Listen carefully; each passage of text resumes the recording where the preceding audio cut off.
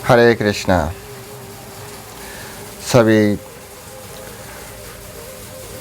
श्री कृष्ण प्रेमी भक्त को चरण में प्रणाम करके हमारा आज का जो कृष्ण लीला वो शुरू करने जा रहा हूँ।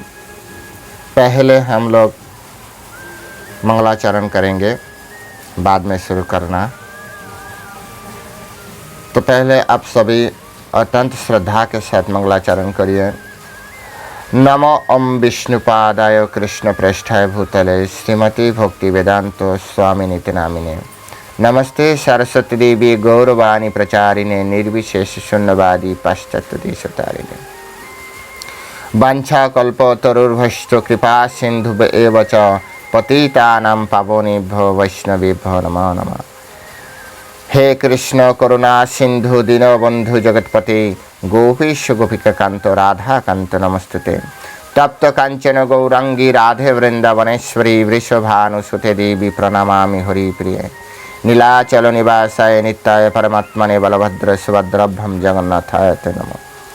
जय श्री कृष्ण चैतन्य प्रभु नित्यानंद श्री अद्वैत गदाधर श्रीवासादि गौर भक्तवृंद। हरे कृष्ण कृष्ण कृष्ण हरे हरे, हरे राम राम राम हरे हरे। हरे कृष्ण। तो आज हम लोग कथा सुनेंगे देवताओं द्वारा गर्भस्थ भगवान कृष्ण को स्तुति, इस अध्याय का। तो अच्छा है, इन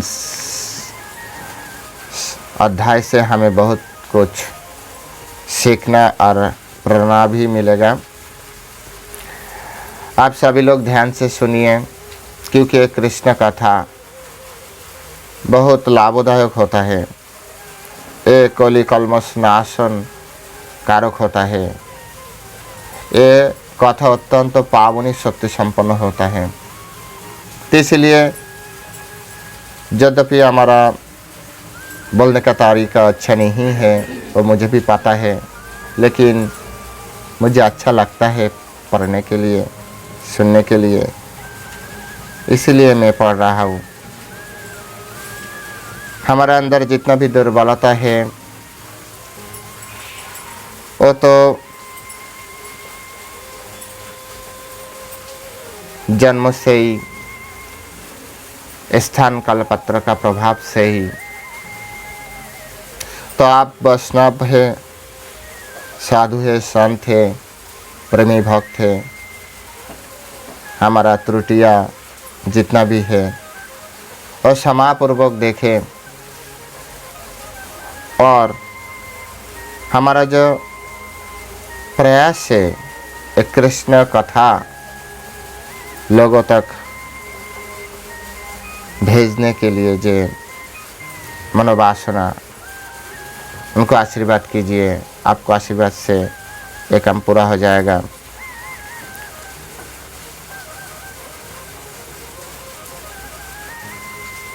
पिछले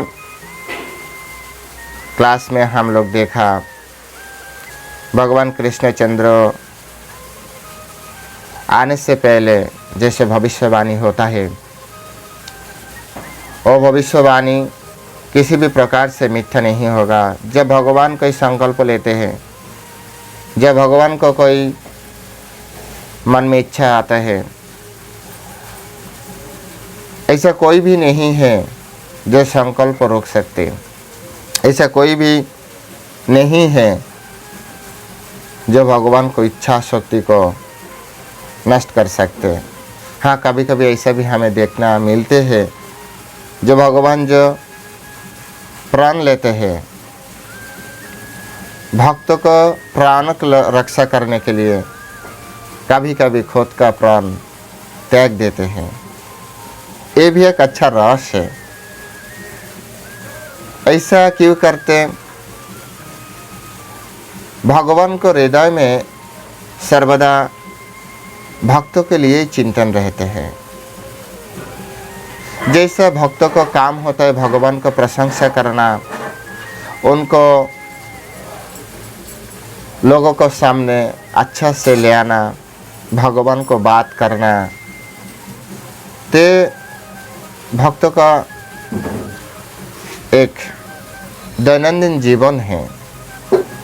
उनमें से उनको आनंद मिलते हैं।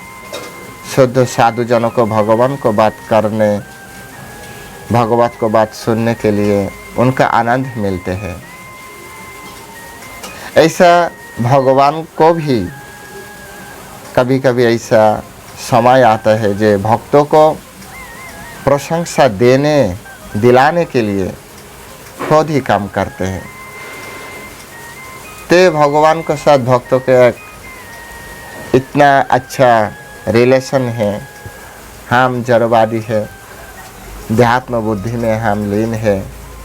कभी कभी ऐसा हमें समझ में भी नहीं आते। जैसे हमारे श्रील प्रभुपाद जी ने, इस्कॉन का संस्थापक आचार्य, उन्होंने क्या किया, जब तक उनका हाथ में समय थे, कहने का तात्पर्य है जब तक श्रील प्रभुपाद ने इस भौतिक जगत में, पृथ्वी लोक में थे, उन्होंने एक ही काम किया, भगवान को नाम सारा दुनिया घर घर में कैसे जा सकते, वो समग्र जीवन इच्छा लगा दिया। खुद के लिए कभी भी समय नहीं दिया। उनका जीवन का मकसद ही ऐसा थे जे कैसे भगवान को नाम घर घर में जा सकते, कैसे हर लोगों को हृदय में भगवान बैठ सकते। यद्यपि बैठे हैं, लेकिन हम तो माया के वश में हैं, इसलिए हमारा याद नहीं है। तो प्रभुपाद ने याद दिलाने के लिए घर घर में गया, देश देश में गया था। खुद के लिए ना चिंता किया, ना कुछ भी किया। तो भगवान ने सोचा ठीक है, तुम्हारा हाथ में जितना समय तुम किया, बाद में मैं देखूंगा। आज देखिए श्रील प्रभुपाद तो अब नहीं है, ऐसा बोलना भी ठीक नहीं है। श्रील प्रभुपाद ने है, अदृश्य रूप से तो है, उनका आशीर्वाद से है, उनको वाणी से है, लेकिन प्राकट देहों में वो तो नहीं है। लेकिन जब उन्होंने इस भौतिक दुनिया से अप्रकट लीला किया था, भगवान कृष्णचंद्र ने क्या किया देखिए। आज दुनिया में जितना प्रशंसा भगवान को मिल रहा है, उतना प्रशंसा श्रील प्रभुपाद को भी मिल रहा है। ये भगवान को लीला है। आज जितना भी इस्कॉन मंदिर देखिए, जहाँ पर भगवान कृष्णचंद्र को, भगवान रामचंद्र को, भगवान चैतन्य महाप्रभु को, भगवान नृसिंहदेव और जगन्नाथ भगवान को जहाँ जहाँ पर पूजा हो रहा है, वहाँ पहले ही श्रील प्रभुपाद जी का पूजा हो रहा है। ये भगवान है। इसलिए भगवान सिर्फ भक्तों को प्राण रक्षा के लिए, भक्तों को प्रशंसा दिलाने के लिए कभी कभी खुद का प्राण खुद ही त्याग देते। लेकिन ऐसा कोई शक्तियाँ नहीं है जो शक्ति से उनको प्राण और कोई इच्छा भंग कर सकते, नष्ट कर सकते, कोई बाधा बन सकते। ऐसा कोई भी शक्ति इस दुनिया में तो छोड़ो, इस अनंत कोटि ब्रह्मांड में कोई भी ऐसा शक्ति नहीं जो भगवान को इच्छा को बाधा दे सकते। तो जो भी है, भगवान प्राण लिया जे ओ देवकी का 8वां घर में आएगा और खुद कंस को हत्या करेगा। तो पहले बात हो चुकी है जे कैसे कैसे देवकी को प्राण रक्षा किया है वसुदेव ने।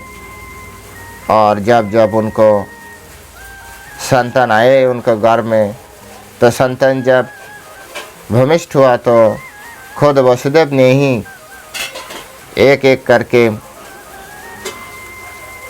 कंस को दे दिया। जब एक एक करके देवकी को तथा वसुदेव को 6 शिष्यों को वध कर दिया, तो कंस को जितना अपने मित्रों है, और मित्रों कंस के पास आए और कंस को समझाने के लिए वो लोग प्रयास भी किया, जे कंस तुम अत्यंत शक्तिशाली है, तुमको ऐसा शोभा नहीं देते जो तुम सामान्य शिशु को हत्या करो। ये जघन्य कर्मों और प्रवृत्ति से तुम हट जाओ, ये जघन्य प्रवृत्तियां कर्म तुम बंद करो। जो होगा तो होगा ही।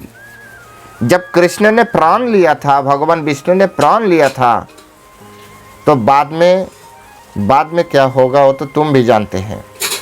अभी ऐसा मत करो, भविष्य में तुम्हारी निंदा हो जाए। लेकिन कंस को भी बहुत प्रभाव थे उसी समय में, इसीलिए जो लोग उनको समझाने के लिए आए थे, बाद में वो लोग भी उनको प्रशंसक बन गए। बाद में जब देवकी का 7वां संतान उनको गर्भ में आए, ये 7वां संतान भगवान का अंश थे, पूर्ण अंश, जिसका अनंत शेष कहते हैं। तो अनंत शेष जब भगवान का पूर्ण अंश देवकी का गर्भ में आए थे, तब भगवान उनकी जो अंतरंगा शक्ति जोगमाया को आदेश दिया कि तुम जाओ और देवकी को गर्भ से एक संतान रोहिणी को गर्भ में स्थानांतरित करो। आप सभी को मालूम है जे ये रोहिणी भी वसुदेव की स्त्री है। जब कंस ने जदु वंशों के ऊपर अत्याचार शुरू किया, तब सुकौशल ये रोहिणी गोकुल में चला गया जदु के द्वारा। तो वो नंदो महाराज के घर पे यशोदा मैया के साथ रहने लगा।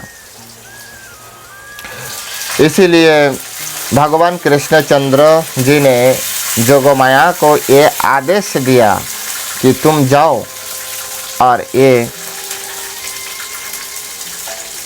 अनंत शेष को देवकी को गर्भ से रोहिणी को गर्भ में स्थानांतरित करो। जब ये काम करने के लिए जोगमाया ने आए थे, तो वो दोनों जोगमाया के वश में हो गई। इसके मध्य में एक बात ऐसे है जो भगवान अनंत शेष का नाम क्यों संकर्षण है हुआ, क्योंकि वो देवकी को गर्भ से आकर्षण करके रोहिणी माँ को जो गर्भ है वहाँ पर स्थानांतरित किया है। तो भगवान कृष्णचंद्र ने कहा जे इसी के कारण ये अनंत शेष को इस जगत में संकर्षण भी कहलेंगे जगतवासी। बलराम क्यों है? क्यों? ये भगवान का पूर्ण अंश अवतार है। ये समग्र बल का स्रोत है। भगवान बलराम से सब काम कराते हैं। यद्यपि आप सब लोग जानते हैं भगवान पूर्ण कृष्ण सच्चिदानंद विग्रह कृष्ण परमेश्वर भगवान कृष्ण कोई काम खुद नहीं करते। हाँ, एक तो करते हैं, वो क्या है? आनंद लेना और आनंद में रहना। उनका जितना भी प्यारी भक्त जन है उनके साथ सदाई प्रेमानंद में लीन रहना वो भगवान का काम है। और जितना भी इस संसार चलाने के लिए, इस संसार के नियंत्रण करने के लिए जितना काम है वो भगवान बलराम से और प्रथम पुरुष अवतार, द्वितीय पुरुष अवतार, ये जो पुरुष अवतार है उनसे, विष्णु अवतार से उनको काम चलाते हैं। तो जो भी है, समग्र बल का स्रोत बलराम है, इसीलिए बल का स्रोत, इसलिए उनका नाम बलराम है। राम क्यों है? क्योंकि इनसे हमें आनंद मिलते हैं, इसीलिए राम है। बल का स्रोत है, इसलिए बल है, दोनों एक साथ में बलराम हैं। तो भगवान ने बोला कि पहले तुम जाओ, देवकी के गर्भ से शंकरसन को स्थानांतरित करो, और बाद में मैं आ रहा हूँ, और जब मैं आऊँगा तो तब तुम नंदराज के घर पे यशोदा मैया को वहाँ तुम जन्म लेगे, और इस जगत में तुम मेरा बहन कहलाएंगे, और जगत में जितना प्रशंसा हमारी होगा उतना ही प्रशंसा तुम्हारी भी होगा। तो इसीलिए इस भौतिक जगत में आप देखते हैं देवी दुर्गा को भी विशेष पूजा होती है, विशेष करके हमारे ये जो बंगाल में तो देवी दुर्गा का विशेष धूमधाम से पूजा होते हैं, क्योंकि ये भगवान का शक्ति है। ये बहिरंग शक्ति लेकिन शक्ति है। वास्तव में आचार्यगण ये निष्कर्ष में पहुंचा जे शक्ति और शक्तिमान से स्पष्टतर में ऐसा कोई भी भेद नहीं है। एक सूक्ष्म भेद है, शक्ति सदैव शक्तिमान के नियंत्रण में रहते हैं, शक्तिमान को अधीन में रहते हैं। शक्तिमान जो काम करना चाहते हैं वो शक्ति से ही करते हैं। तो शक्ति खुद वो काम कर रहा है, तो शक्ति काम करने के लिए संपूर्ण समर्थ है। लेकिन सूक्ष्म दृष्टि से हम देखें तो शक्ति शक्तिमान को अधीन तत्व है। यही सिर्फ पार्थक्य है, हमें समझना चाहिए। भगवान कृष्ण और ये जो शक्ति, अंतरंगा शक्ति, बहिरंगा शक्ति, तटस्थ शक्ति, इसमें ऐसा ही पार्थक्य। तो इसीलिए शक्ति को भी पूजा होती है। और यहाँ पर आचार्य ने बहुत अच्छा से किया जो लोग भौतिकवादी है वो शक्ति को पूजा करते हैं। इस भौतिक जगत में जिसको कामना वासना रहते हैं, जो अभी तक पूर्ण नहीं हुआ, यद्यपि भौतिक जगत में कोई भी कामना वासना किसी को भी पूर्ण नहीं होते, ये तो बुद्धिमान लोग जानते ही है। लेकिन तथापि कोई लोग कामना वासना इतना ज़्यादा है, वो तो जितना भी समय इनको मिलते सिर्फ यही सोचते इसको बाद क्या मिलेगा, मिलना चाहिए, इसको बाद क्या मिलेगा, वो लिस्ट करते। आज तक कोई भी मनुष्य, भौतिकवादी मनुष्य, एक भी मनुष्य आप नहीं देखा पाएंगे जो ऐसा मरने से पहले बोला जो हम पूर्ण है, हमारा इस दुनिया में और कोई कुछ काम करने के और हमारा मन में ऐसा कोई भी कामना वासना ऐसा नहीं है जो हमें पूर्ण नहीं हुआ, हम शांति से जा रहा हूँ, ऐसा नहीं होगा। भौतिकवादी लोग कामना वासना लेकर ही मरेगा। सूक्ष्म और स्थूल, छोटा और बड़ो, उनका अंदर में रहेगा ही रहेगा। जिसके अंदर में कामना वासना नहीं है वो शुद्ध भक्त है, वो भगवान का प्यारी जन है। भगवान को भक्त नहीं होगा तो उनको कामना वासना रहित नहीं हो पाएगा। तो हमने आचार्य से ऐसा सुना जो भौतिकवादी है वो शक्ति को पूजा करेगा क्योंकि शक्ति देने वाला है, और जो आध्यात्मिकवादी है वो शक्तिमान को पूजा करेगा, भगवान कृष्ण और विष्णु को ही पूजा करेगा, आध्यात्मिकवादी। तो इनमें से तो एक स्पष्ट हो गई है, जो आप देखकर ही बोल सकते किसके अंदर कामना वासना है और किसके अंदर नहीं है। जो आध्यात्मिक है वो भगवान को, शक्तिमान को पूजा करते हैं, और जिसको अंदर अभी भी थोड़ा भी हो सकते लेकिन कामना वासना अंदर में है तो वो शक्तियों को पूजा में लीन है, शक्ति पूजा करते हैं। जब भगवान जोगमाया को इस तरह आदेश दिया तो उनकी प्रदक्षिणा की और तब उनकी आज्ञा अनुसार इस भौतिक जगत में प्रकट हुए। जब भगवान की परम शक्ति जोगमाया ने शेष को देवकी को गर्भ से रहने के गर्भ में स्थानांतरित किया तो ये दोनों ही जोगमाया को जोग निद्रा में लीन थे। इसके बाद जब भगवान कृष्ण चंद्र ने आने के लिए सोचा तो पहले भगवान कृष्ण चंद्र वसुदेव को हृदय में प्रकट हुए। उनको हृदय में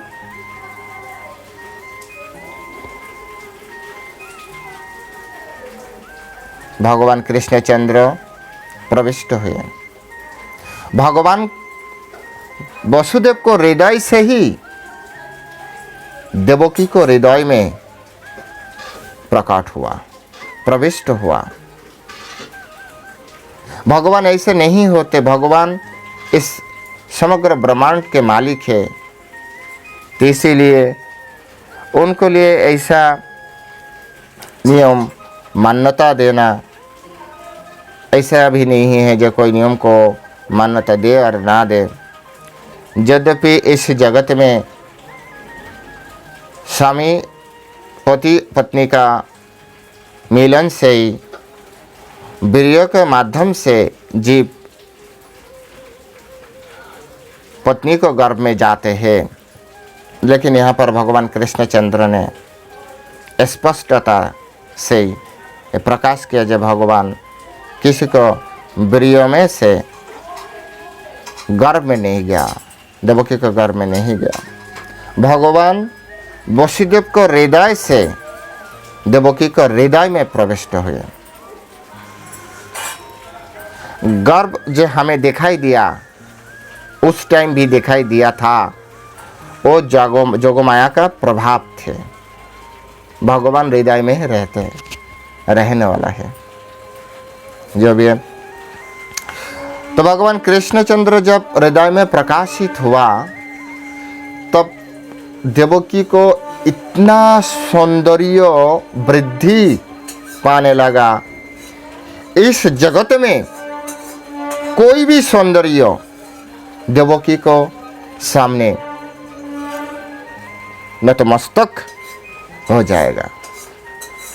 ऐसा कोई भी सौंदर्य नहीं है जो देवकी के सौंदर्य को पार कर सकते, क्योंकि समग्र सौंदर्य का आधार परमेश्वर भगवान कृष्णचंद्र आज देवकी का गर्भ में नहीं हृदय में प्रकट हुआ। श्रील प्रभुपाद जी ने ऐसे एक उदाहरण दिया, जगत क्यों नहीं देखा। एक्चुअल वास्तव में जगत नहीं देखा था। क्यों नहीं देखा था? कोई ज्वलंत अग्नि कई घड़ा में रख दे तो जगत नहीं देख पाएगा, लेकिन घड़ा का पास में जो रहेगा उनको ठीक ही दिखाई देगा। भले ही जगत नहीं देखा, क्योंकि जब भगवान कृष्णचंद्र देवकी का हृदय में आए प्रकट हुए तो उन्होंने कंस को कारागार में थे, इसीलिए भले जगत नहीं देखा लेकिन कंस ने देख लिया। जब कंस ने देखा इतना उज्जवल प्रभा, चंद्रमा तार जैसे प्रभा है, समग्र कारागार प्रकाशित हो गई, हमारा बिजली जैसे प्रकाश देते हैं, सूर्य जैसे प्रकाश देते हैं, सूर्य से प्रकाशमान होता है, उसी समय अंधेरा कारागार भी देवकी से प्रकाशित होगा। तो कंस ने सोचा जिस संतान के प्रतीक्षा आज तक में की है। मुझे ऐसा लगता है जो कृष्ण विष्णु आज देवकी को अंदर प्रकट हो गई है। तब उन्होंने ऐसे सोचने लगा, जो अभी हमारा क्या करना है, आज ही उनको मार दूं, आज देवकी को मार दूं तो हमारा जो संभाव्य विवाद है अभी मिट जाएगा। लेकिन कंस ने दूसरा पक्ष से ऐसा सोचा। आज तक कंस भी बहुत बड़ा विद्वान थे, हमारा जैसा नहीं थे, बहुत बड़ा विद्वान थे। कंस ने बहुत सारे शास्त्र ग्रंथ तब तक पढ़ चुके थे, साधन भक्त थे। भगवान शिव जी को उन्होंने तपस्या से उन्होंने प्राप्त किया था। तो हमें ऐसा समझना है, कंस भी बहुत बड़ा विद्वान थे और विद्वान होने के नाते उनको ये ज्ञान भी थे जे आज तक परमेश्वर भगवान विष्णु ने, कृष्ण ने जितना भी प्राण लिए थे, जो भी उन्होंने चाहा था, आज तक वो नहीं कर पाए, ऐसा कोई उदाहरण नहीं थे। तो उन्होंने सोचा आज मारने के लिए मैं जल्दीबाजी करूंगी तो ऐसा न हो जाए जो तुरंत कृष्णचंद्र आविर्भूत होकर हमें आज ही मार दे, हमारा जीवन यहाँ पर ही खत्म हो जाए। ऐसा भी सोचने लगा। कंस ने भली भांति जानते जो कृष्ण और विष्णु का उद्देश्य कभी भी विफल नहीं होगा। ऐसा कभी भी नहीं हुआ जब भगवान कृष्ण का उद्देश्य विफल हुआ। तो इसीलिए कंस ने ऐसा भी सोचा जे आज ऐसा मैं देवकी को मार दूं तो बाद में भविष्य में इस जगत में रहने वाला मनुष्य जीव हमें क्या बोलेगा। यद्यपि ये देवकी मेरा बहन है और उनका गर्भ के जो संतान है वो हमें मारेगा, ऐसा भविष्यवाणी भी है। तब भी ये देवकी पहले तो नारी है, नारी हत्या करना नहीं चाहिए। दूसरा बहन है, बहन को हत्या करना भी नहीं चाहिए। तीसरा अभी ये गर्भवती है तो गर्भवती नारी को मारना नहीं चाहिए। चौथा वो अभी हमारा कारागार में है, इसलिए वो हमारा शरण में है। शरणागतों को मारना कभी किसी राजा को वश में नहीं होते। ये करने से बहुत लांछन लगेगा, बहुत बड़ा पाप लगेगा। तो देखिए कंस भी और असुर होने के नाते भी कितना सोच रहे थे। तो उन्होंने सोच विचार करने के बाद देवकी को तुरंत न मारकर अपरिहार्य भविष्य की प्रतीक्षा करने का निर्णय लिया। जो अभी नहीं मारूंगा, जब होगा भविष्य में तब देखा जाएगा। जैसे जैसा देवकी को इससे पहले 6 शिशु जन्म लिया था और वसुदेव खुद उनको कंस के हाथ में दे दिया और वो खुद मार दिया था। तो इसीलिए भूमिष्ठ होने का जो समय तक कंस ने अभी समय लिया, भविष्य के लिए समय लिया। लेकिन इसी बीच में जब कंस को इतना ज्ञान हो चुकी, जो भगवान कृष्णचंद्र प्रकट हो ही गई, उनको उद्देश्य सफल करने के लिए, देवताओं को उद्देश्य को सफल करने के लिए आविर्भूत हो ही चुकी है, तो उनको कैसे मारा जाए। तो बाद में जितना दिन तक कंस ने इस भौतिक जगत में, कंस को पंचभौतिक शरीर में थे, तब तक दिन रात, सुबह शाम खाते सोते पीते घूमते काम करते, ऐसा एक भी मुहूर्त, एक भी क्षण नहीं थे जब वो कृष्ण को बारे में नहीं सोचते। इतना समय भगवान को चिंता में लीन होने के बाद भी कृष्ण को कोई भी आज तक भक्त नहीं कहलाते। क्यों? क्योंकि ये भगवान को शत्रु रूप से चिंतन किया, प्रतिकूल में चिंतन किया, अनुकूल में नहीं है, शत्रु रूपेण चिंता किया, मित्र रूपेण नहीं है। और इसीलिए इस जगत में कंस के अतिरिक्त मुझे तो नहीं लगता जो कोई इतना समय तक इतना गहरे में चिंतन किया, लेकिन भक्त नहीं कहलाएंगे कोई।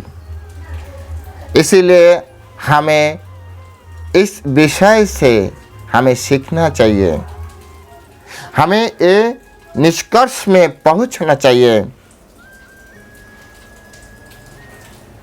कैसे भगवान को याद करें, प्रतिकूल में और अनुकूल में, शत्रु भाव से और मित्र भाव से। मित्र भाव से करेगा तो भगवान को भक्त बन जाएगा, शत्रु भाव से करेगा तो असुर बन जाएगा। ये बात यहाँ से सीखना है। तो उस समय जब देवकी के हृदय में भगवान प्रकट हुए थे, तो ब्रह्मा और महादेव और देवताओं को भी पता चला गया। तो ब्रह्मा, शिवजी महाराज, नारद आदि समस्त देवताओं और मुनि ऋषियों के साथ अदृश्य रूप से ही कंस को प्रासाद में चलाए, बाद में कारागार में गए थे। वहाँ पर भगवान को स्तुति किए थे और स्तुति भी किए थे अच्छा चुनी हुए स्तवों से। जो स्तव पहले किए थे, तो भगवान को याद दिलाने के लिए देवताओं बहुत मेहनत से ही, बहुत चालाकी से ऐसा किया। हे भगवान, आप सत्य प्रतिज्ञ है, आप सदैव आपको प्राण रक्षार्थे, प्राण रक्षा करने के लिए तत्पर है।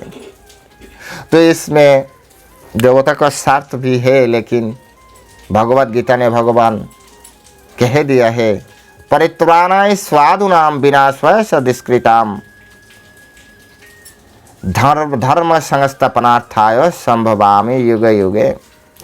तो साधु सज्जन पवित्र आत्माओं को सुरक्षा देने के लिए और बुरी आत्मा असुरों को,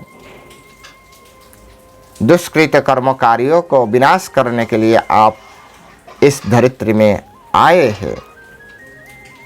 भगवत को याद दिलाने के लिए ये स्तव देवताओं से किए। बाद में और भी स्तव किए, बहुत सारे स्तव किए थे। जैसे देवताओं ने स्तव किए, इस समय परमेश्वर कृष्ण इस जगत के पालन हेतु जन्म ले रहे हैं। भगवान कृष्णचंद्र आप आए हैं इस जगत को पालन करने के लिए। पालन के इसीलिए है जे यहाँ से हम सभी को सुरक्षा मिलेगा। आप ही जगत का एकमात्र नियामक है, कारण है। जिसका मन में जैसा भाव हो वैसा ही सोचेगा, लेकिन ये तो सत्य है जो आप ही इस जगत का कारण हैं। जैसे ब्रह्म संहिता में ब्रह्मा जी पहले कहा है, ईश्वराः परम कृष्णाः सच्चिदानंद विग्रह अनादिरादि गोविंद सर्व कारण कारणम। भगवान कृष्णचंद्र सर्व कारण का कारण है। तो इनमें हमें समझना चाहिए। देवताओं तो समझाने के लिए बहुत प्रयास कर रहा है, जब भगवान आप ही ऐसा ही है जो सब कारणों का कारण है। आप ही हमें पालन कीजिए, हमें रक्षा कीजिए, और एक कंस जैसे दुष्कृतों कार्यों को मारने के लिए आप आए हैं। उसके बाद देवताओं ने अच्छा स्तव किए। हे स्वामी, आपके शाश्वत स्वरूप को समझ पाना दुष्कर है।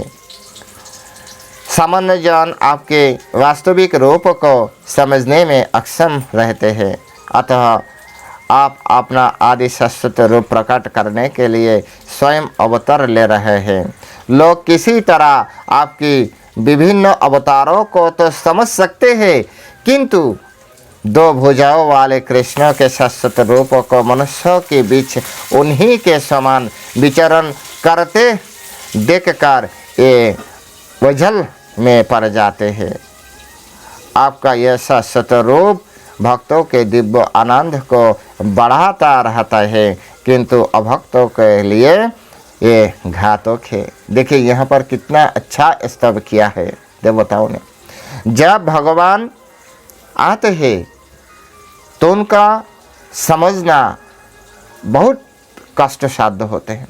भगवत गीता ने भगवान भक्तिमाम अभिजानाति, भगवान ने कहाँ दिया? भक्ति का द्वारा ही भगवान को जान सकते हैं। यहाँ पर देवताओं ने कहा, ऐसा कभी कभी है जो आपको अन्य जो अवतार है उस अवतार में तो लोगों को मालूम हो जाता है, लेकिन जब आप द्विभुज रूप में मनुष्य शरीर में आते हैं तो इस सामान्य मनुष्य खुद का सामान आपको देखते हैं और आपको समझने में उनका गलती हो जाते हैं। वो उनको आपको समझ में नहीं आते, वो आपको भी सामान्य मनुष्य तरह ही समझते हैं। लेकिन भगवत आपको भक्त जन आपको इस रूप में देखकर बहुत आनंद लेते हैं, लेकिन अभक्त नहीं है। इसलिए हम पढ़ा थे, कृष्णेर जटिको लीला तार मध्य नर लीला नर बपु ताहार स्वरूप। कृष्ण और विष्णु जितना भी लीलाई हमारा सामने है, उससे सबसे सुंदर, मधुर, प्रेममयी, आनंदवर्धक लीला नर लीला है। नर रूप धारण करके जब जब भगवान कृष्णचंद्र ने इस भौतिक जगत में लीला रचाए, तब तक वो लीला देख सुनकर हम जैसा पतितों को इतना आनंद, इतना अच्छा लगता है। सब कुछ छोड़ के सिर्फ इसमें ही रहने का मन तो इच्छा करते हैं।